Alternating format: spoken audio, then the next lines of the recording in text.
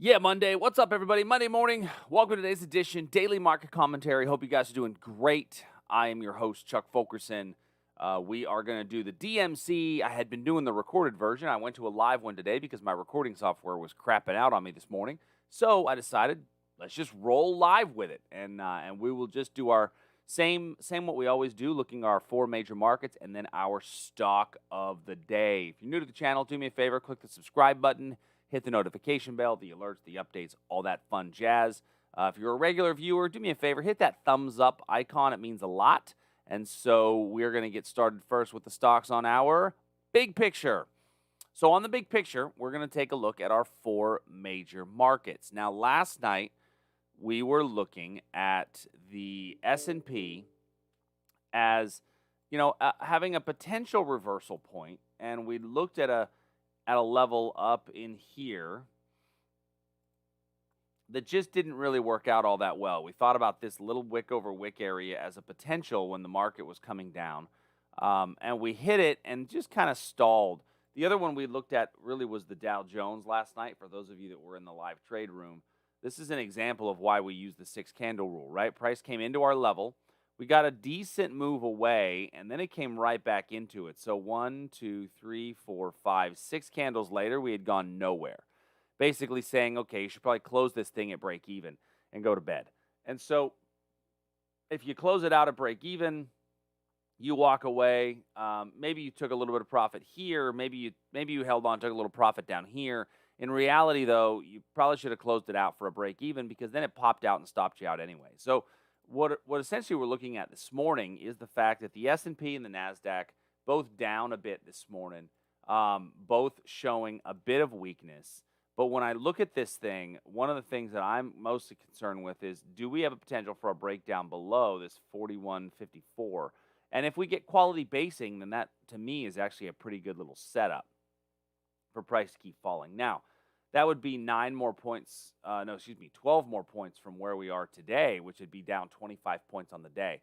And that's a pretty extended range.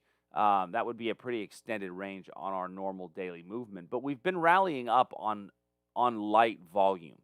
And so a pullback would not be shocking, and that pullback may be a fairly large, kind of expanded range candle when it does indeed happen. So I'm not saying that it's going to, by the way. I'm still more bullish than I am bearish because the market's just telling us to do that.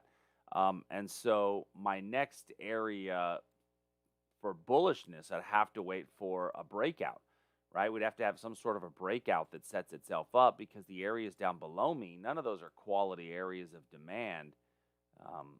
None of those are quality areas of demand that I would want to lean on.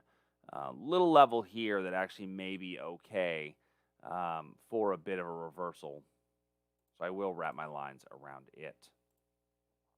In the NASDAQ, taking a look at the NASDAQ, very similar picture, although the NASDAQ, we've got actually a clearer rollover opportunity here.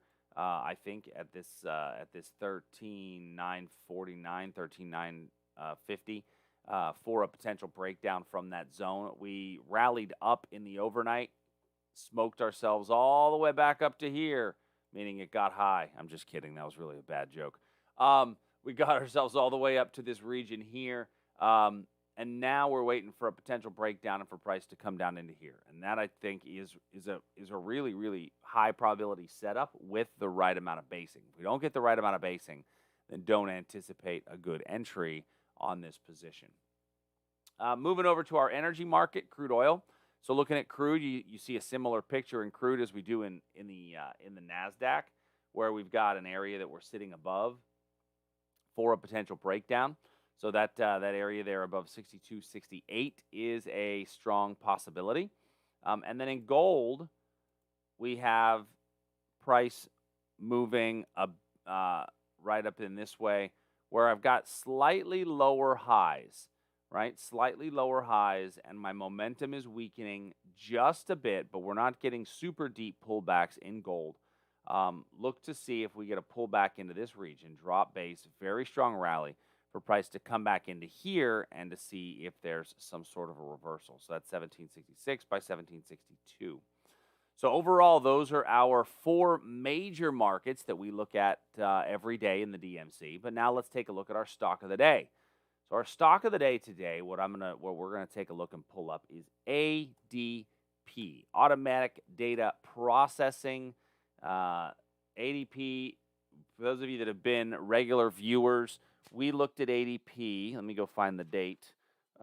We looked at ADP originally on March the 8th. So on March the 8th was the first time we looked at ADP. And that was right here on this breakout. Now it's gone from 178 to 193 on that breakout. And a lot of people may feel like, oh, I've missed this stock. I've missed this opportunity. I think you still have a good opportunity in here with the narrow range candles that we've gotten here in the last few days for a potential breakout. And so we do have earnings coming up here on the 28th. But this stock doesn't really gap much on earnings. It's not a big earnings mover. We did have one right through here, which was a gap up, but it's not a huge earnings mover. And so the thing looking at ADP from a fundamental standpoint is that as more, ADP fundamentally at their core, they cut paychecks. It's what they do, right? They cut paychecks for companies. The more paychecks they cut, the more money they make. And as we're seeing the economy get better, we're seeing ADP also cutting more paychecks. So the more paychecks they cut, the more money they make, and they're cutting more paychecks. And so ultimately, ADP does stand to be a potential breakout trade above this 193. And then I think it could easily get to 200, even 210 fairly quickly. So that would be our stock of the day. So if you guys have any questions, as always, send me an email, chuck.fulkerson@tradersarmy.com. I will be here same time on Wednesday. If you guys have any questions, let me know. Talk to you soon. See ya.